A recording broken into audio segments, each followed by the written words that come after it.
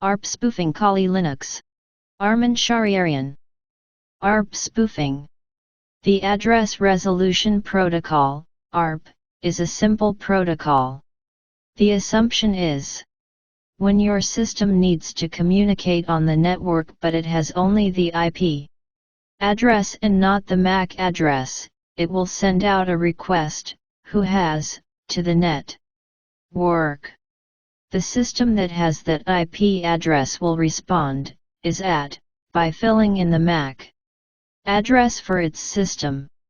Your system then knows the MAC address for the target SYS TEM and can send the message it's been holding to the correct destination. To be efficient, your system will cache that mapping. In fact, it will cache any map ping that it sees go by. ARP assumes that the only time a system will indicate that it owns an IP address is when someone has asked. As it turns out, though, that's not the case. If I were to have my system send out an ARP response, is at, saying that I owned your IP address and that anyone trying to get to that IP address should send to my MAC address, I would get messages destined for you. By sending out an ARP response indicating your IP address is at my MAC address, I put myself into the mid-DLE of the communication flow. This is only single direction, though. If I end up spoofing your IP address with my MAC address, I'm getting only messages that were supposed to go to you.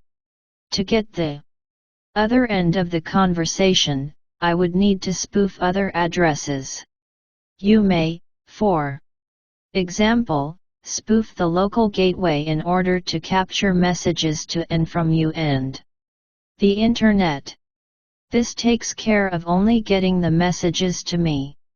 I have to also get the messages back out to the intended targets, or the communication just stops because no one is getting messages they expect to get.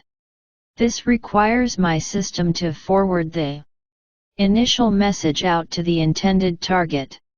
Since ARP caches do time out, if I don't keep having my system sending these messages, eventually the cache will time out and then I won't get the messages I want any more.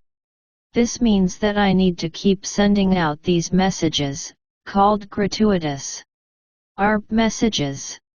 A gratuitous ARP message is one that hasn't been requested but offered nonetheless.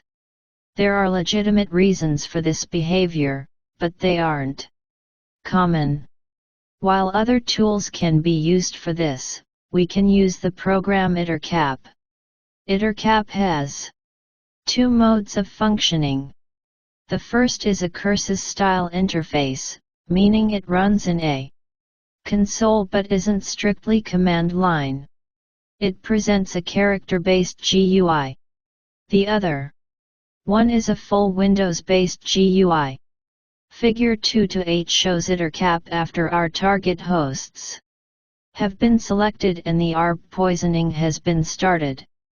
To start the spoofing attack, I scanned for hosts to get all of the MAC addresses on the network. Then, I selected the two targets and started the ARP spoofing attack. Figure 2-8. Using ITERCAP. The reason for having two targets is to make sure to get both sides of a conversation. If I poison only one party, I will get only half of the conversation. I assume that what I want to gather is communication between my target and the Internet. As a result, I set my target as one host and the router on my network as the second host. If I needed to acquire traffic between two systems on my network, I would select those. One would be in target 1, and the other would be in target 2.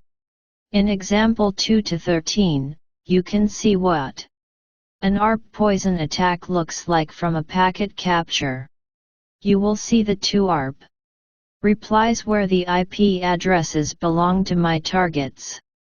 I included a portion of the ifcon G output on my system so you can see that the MAC address caught in the packet capture is the MAC address of my system, where I was running the ARP spoofing attack.